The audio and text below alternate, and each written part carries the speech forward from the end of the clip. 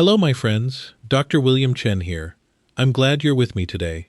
Let me start with something uncomfortably familiar. You go to bed late because work ran over, or the baby woke up again, or your mind refused to shut off. Or maybe you fell asleep on time, but you kept waking up, tossing, turning, checking the clock, getting frustrated, and begging your body to do the one thing it should know how to do naturally. The next morning, you feel tired. Of course you do. You feel foggy, slower, a little irritable, maybe hungrier than usual. You reach for coffee, then another coffee. You tell yourself you'll catch up later. You promise yourself tomorrow will be better. But here is the part most people never fully see. Poor sleep does not only make you feel tired. Poor sleep changes what is happening inside your body, quietly, gradually, and often invisibly. It can push your blood sugar in the wrong direction. It can increase stress hormones. It can change hunger signals. It can stir up inflammation. It can make your heart work under less favorable conditions. It can affect your memory, your mood, your judgment, your recovery, and your long-term resilience. And that is why this topic matters so much. Because for many people, poor sleep is not just one bad night. It is a pattern, a season, a lifestyle forced on them by circumstances they do not fully control. Shift workers, night workers, new parents, caregivers, students under pressure, adults dealing with stress, people with pain, people with insomnia, people who are exhausted but somehow still unable to sleep deeply.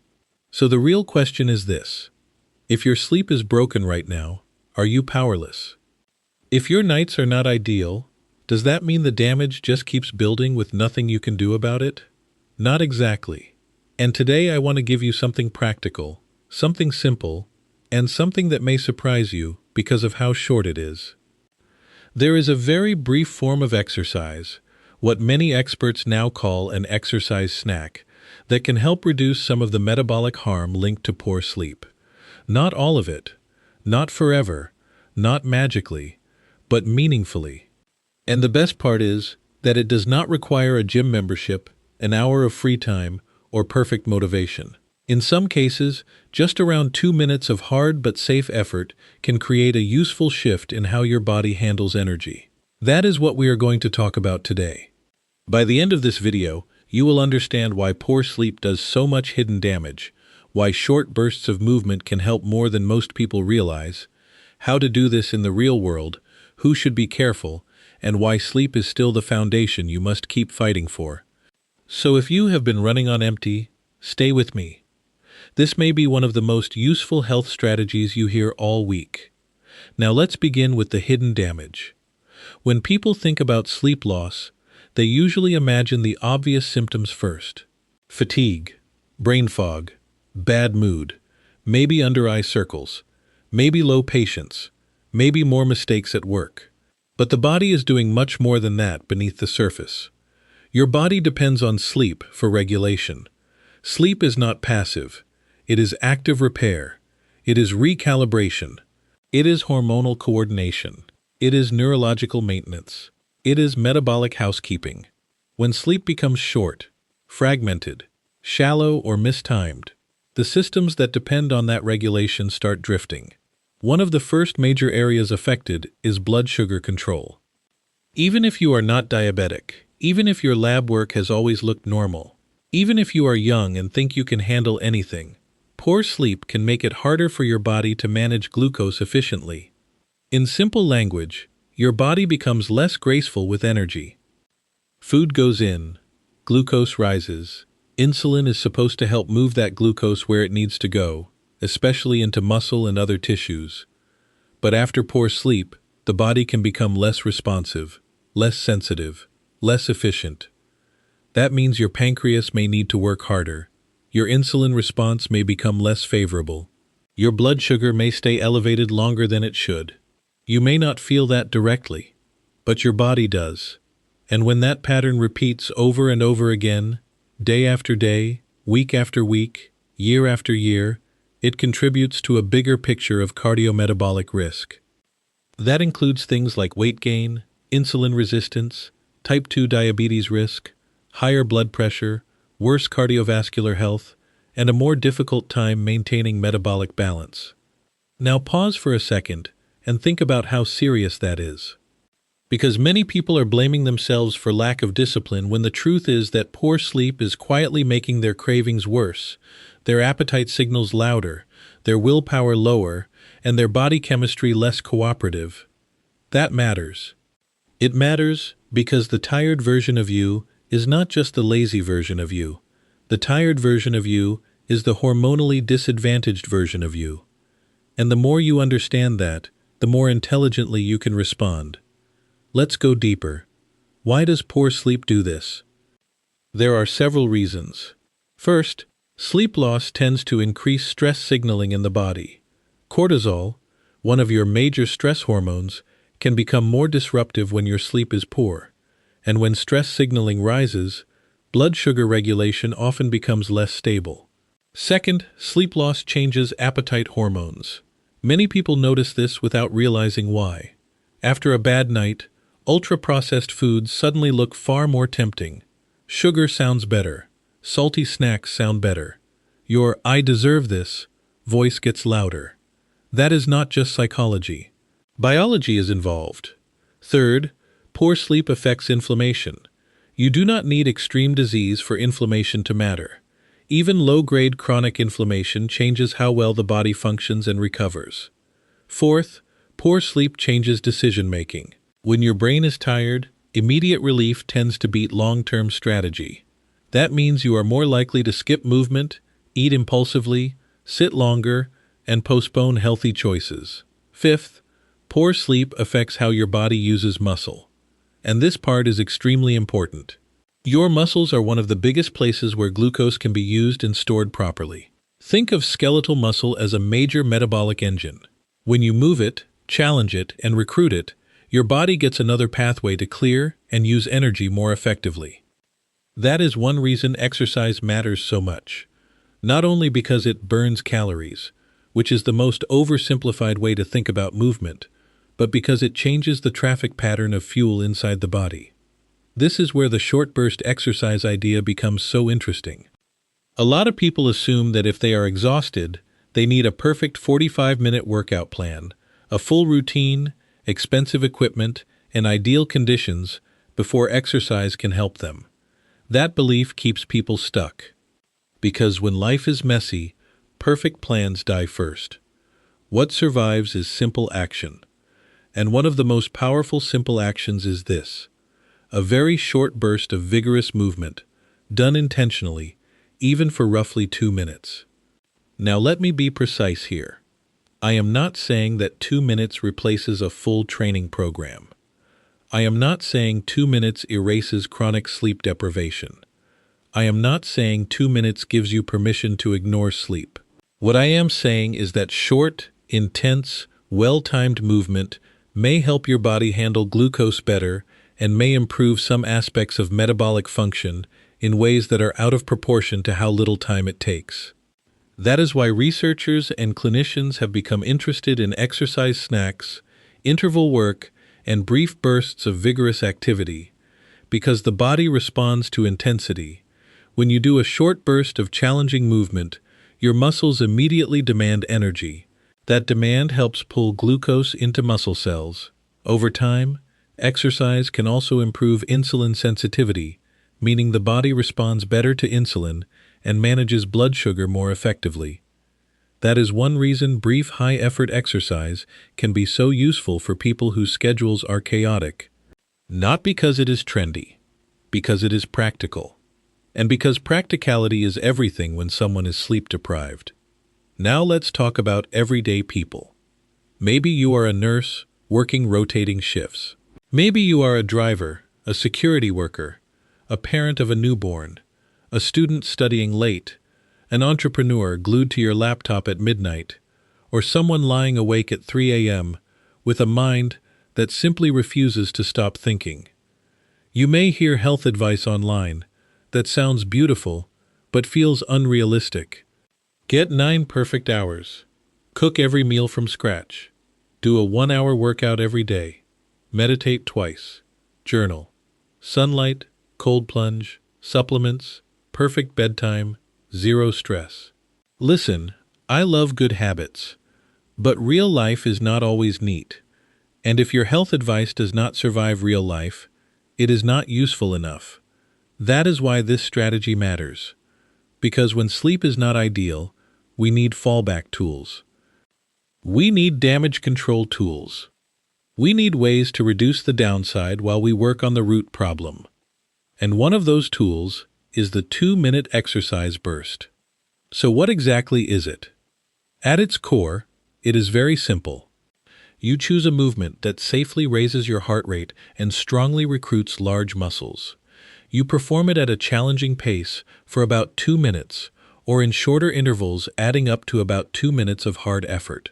Then you recover. That's it. The movement can vary depending on your age, fitness level, joints, balance, medical history, and environment. For some people, this could be brisk stair climbing. For others, fast marching in place with strong arm drive. For someone fitter, it could be bodyweight squats, high knee intervals, fast step-ups, cycling, uphill walking, or a stationary bike sprint. For someone with joint concerns, it might be low-impact fast-seated marching, rapid sit-to-stands, or a short resistance band circuit performed briskly. The exact exercise matters less than the principle. The principle is this: brief, intentional muscle activation at a meaningful intensity. Now, why does that matter so much after poor sleep? Because poor sleep tends to push your body toward metabolic inefficiency, while exercise pushes back. Poor sleep says conserve, drift, crave, destabilize. Exercise says activate, use fuel, recruit muscle, restore sensitivity. Those are very different signals. And when your nights are not working in your favor, you need more days that do. That is why 2 minutes can matter. Not because it is huge by itself, but because it interrupts the wrong trajectory. And sometimes health is about exactly that, interrupting the wrong trajectory early and often. Let me explain the science in plain English. When you contract your muscles need fuel. One of the main fuels is glucose. During and after exercise, the body becomes better at moving glucose out of the bloodstream and into working muscle. In addition, regular exercise can make your tissues more responsive to insulin. That is important for everyone, but especially relevant when sleep loss is making insulin sensitivity worse. So if poor sleep is pushing you toward higher glucose and worse metabolic control, exercise provides a counter signal. A brief session may not solve everything, but it can nudge the physiology in a better direction. And sometimes that nudge is exactly what prevents a small problem from becoming a major pattern.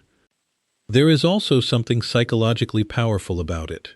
A 2-minute exercise burst is small enough to start. When people are tired, the hardest part is often activation, not the workout itself. Starting, changing state, interrupting inertia. Once you are sitting and scrolling and feeling depleted, an hour feels impossible. But 2 minutes? 2 minutes feels negotiable. 2 minutes feels doable.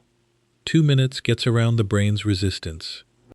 And once you start moving, something else often happens. 2 minutes becomes 5. 5 becomes 10. Or even if it stays at 2, you still did something meaningful for your body. That matters. Now let me give you a few practical versions. Here is the beginner version. If you are deconditioned, older, recovering, or simply very out of shape, start with fast marching in place for 20 seconds. Then easy marching for 20 seconds. Repeat that 3 times. After that, do 6 to 10 sit-to-stands from a chair. Rest if needed. Then take a slow walk for 1 minute. That is a completely valid start. If that feels too easy after a week or two, build the pace gradually. Here is the moderate version. Do 30 seconds of brisk step-ups on a low step or stair, followed by 30 seconds of slow walking or standing recovery. Repeat for 4 rounds. That gives you 2 minutes of hard work spread across 4 intervals. Simple, efficient, accessible. Here is another moderate option. 40 seconds of bodyweight squats, or squat-to-chair reps at a brisk pace, followed by 20 seconds of rest. Then 40 seconds of fast marching with arm drive, 20 seconds rest. Repeat once more. Again, you are not chasing perfection. You are recruiting muscle, raising demand, and sending a stronger metabolic signal. Now here is a fitter version. 20 seconds hard, 10 seconds easy, repeated 8 times using a stationary bike, fast air squats, high knees, or uphill treadmill effort. That is intense. It is not for everyone, but for conditioned individuals, it can be highly effective and very time efficient. And here is the lower impact version for people with knee or balance concerns. Seated fast marching for 20 seconds, slow recovery for 20 seconds, repeated 6 times, or repeated sit-to-stands from a sturdy chair, using your hands if needed, or brisk resistance band rows and presses performed in alternating fashion for short intervals. The message is this: there is almost always a version you can do. And that is very good news, because consistency beats idealism. Now let's talk about timing. When should you do this? There is no single perfect answer, but there are several smart options. One option is after a poor night of sleep, sometime in the morning or early part of the day, once you are awake enough to move safely. This may help shift you out of lethargy and into a more active metabolic state. Another option is after meals, especially if you notice heavy fatigue or sluggishness after eating. Even short movement after meals can help the body handle glucose better. Another option is before a long sedentary block. If you are about to sit for hours at a desk, in a car, or in front of a screen, a brief burst beforehand can act like a metabolic wake-up call. If you are a shift worker, you may need to experiment. Your best time may be before work, during a break, after waking, or before a meal. The right answer is the time you will actually do consistently and safely. Frequency matters too. If you want a practical target, start with 1 or 2 2-minute exercise snacks per day on poor sleep days. That is a beautiful place to begin. Not 7, not 10, 1 or 2. Then, if you tolerate that well, you can add more movement elsewhere in your week. Remember, the goal is not to punish your tired body. The goal is to support it. Now let's talk about mistakes, because this is where a lot of good intentions fall apart. Mistake number 1 is going too hard too soon. If you have been inactive for months and suddenly decide to do all-out sprints because you heard intensity works, that is not wisdom. That is ego disguised as motivation. You need the right dose for your body. Challenge is good. Recklessness is not. Mistake number 2 is using this as an excuse not to address sleep. This is a support strategy, not a replacement strategy. If you can improve your sleep environment, do it. If you can reduce late caffeine, do it. If you can dim light earlier, do it. If you can keep a steadier sleep-wake time, do it. If you snore heavily, wake gasping, or feel crushing daytime sleepiness, get evaluated. If anxiety, depression, pain, reflux, alcohol, or screen habits are driving your sleep issues, face that honestly. Do not let a good tactic become a reason to avoid the deeper solution. Mistake number 3 is inconsistency. People love heroic efforts. The body loves repetition. 1 2-minute burst done daily for months is more meaningful than one spectacular workout done once in a wave of guilt. Mistake number 4 is ignoring safety signals. If exercise makes you dizzy, unstable, chest tight, severely breathless beyond reason, or clearly unwell, stop and reassess. The point is to help your body, not scare it. Mistake number 5 is believing that if a little is good, more must always be better. Not when you are severely sleep deprived. Sleep deprivation already stresses the body. For some people, especially those who are deeply exhausted, very hard training on top of profound sleep loss can be too much. This is why I like the brief burst model. It gives benefits without demanding a giant recovery budget. Now let's talk about who should be careful. If you have known heart disease, uncontrolled high blood pressure, chest pain with exertion, unexplained fainting, severe balance issues, advanced arthritis, serious lung disease, pregnancy complications, or any medical condition where exertion may need supervision, speak to your clinician before doing vigorous intervals. If you are older and frail, start with lower impact versions. If you have diabetes and use glucose-lowering medication, especially insulin or sulfonylureas, be smart about timing and monitoring because exercise can affect blood sugar. If you are recovering from illness, surgery, or injury, modify. If you are so sleep-deprived that you feel unsafe standing quickly or coordinating movement, do not force intensity. Choose controlled, stable, low-impact movement instead. The best exercise is the one that helps more than it harms. Now I want to speak to the emotional side of this, because it matters just as much as the physiology. A lot of exhausted people feel guilty. Guilty that they are not doing more. Guilty that they are eating poorly. Guilty that they keep saying they will fix it. Guilty that they know what to do but cannot seem to do it. Let me tell you something important. When you are sleep deprived, you are not operating on a fair playing field. Your cravings are louder, your patience is thinner, your energy is lower, your judgment is more vulnerable, your stress tolerance is reduced. So this is not the time for shame. This is the time for smart compassion. This is the time to stop demanding a perfect life from an imperfect season. And this is where the 2-minute strategy shines, because it meets you where you are. It says, if life is messy, do something small that still matters. If the night was rough, do not surrender the whole day. If you cannot be perfect, be active anyway. If your health is drifting, interrupt the drift. That is a powerful mindset shift. Health is not all or nothing. It is not ruined by one bad night. It is not saved by one perfect workout. It is shaped by repeated nudges. And some of the best nudges are surprisingly small. Now, does this mean poor sleep is no big deal if you exercise? Absolutely not. Poor sleep still matters enormously. Sleep is one of the foundations of health. Sleep affects memory consolidation, emotional regulation, immune balance, tissue repair, hormonal rhythm, appetite control, blood pressure, cardiovascular recovery, and metabolic regulation. You cannot permanently outhack the biology of chronic sleep deprivation. You cannot bully your body into thriving without sleep forever. At some point, the debt shows up. So if you can fix the root causes, please do.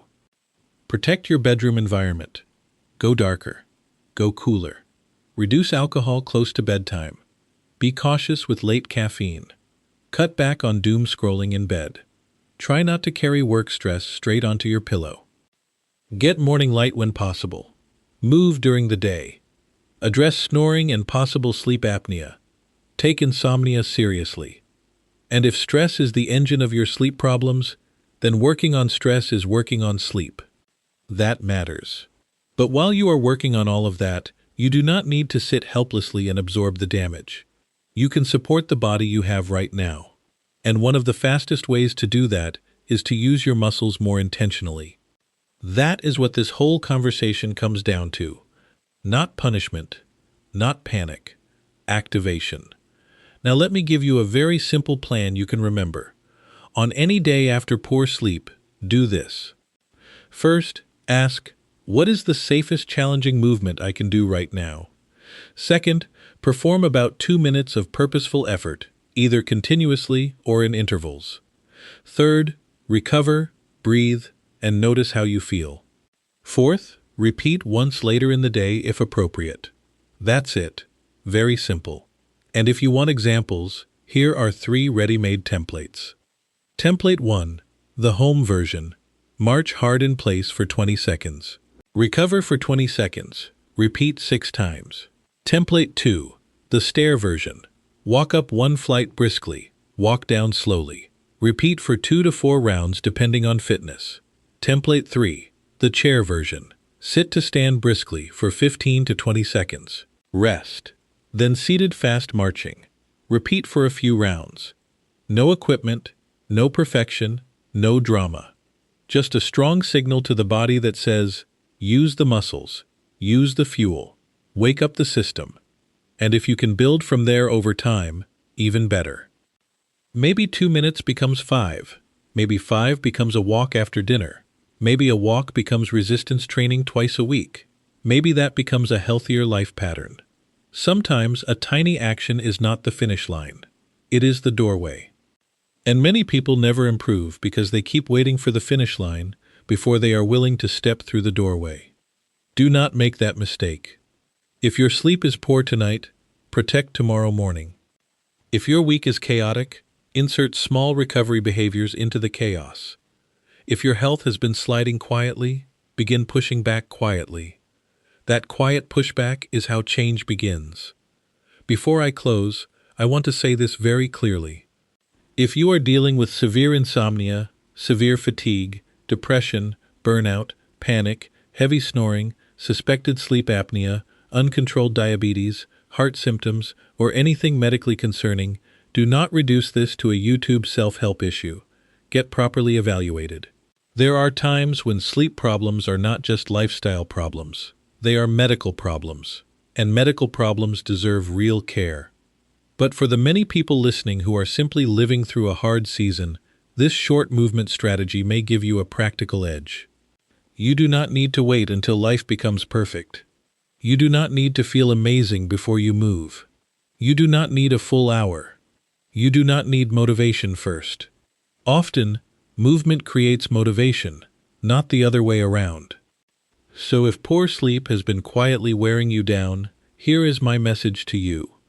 Do not underestimate the power of small physical effort.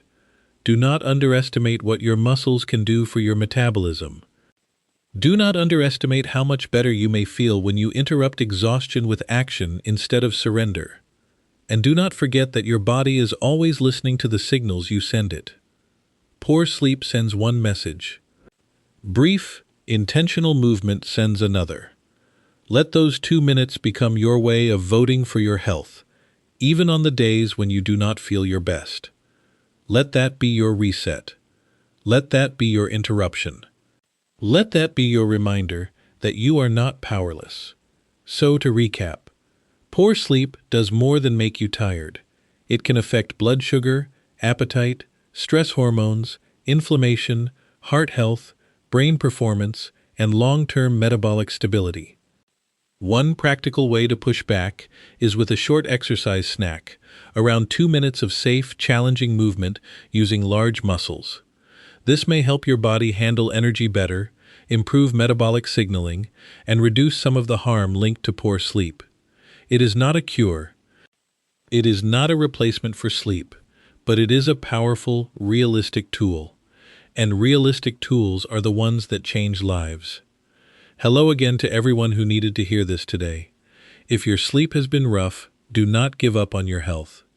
Start small, start safely, start with what you can do today. I'm Dr. William Chen, and I'm grateful you spent this time with me. Take care of yourself, protect your sleep when you can, move your body when you can't, and I'll see you in the next one. Goodbye, my friends.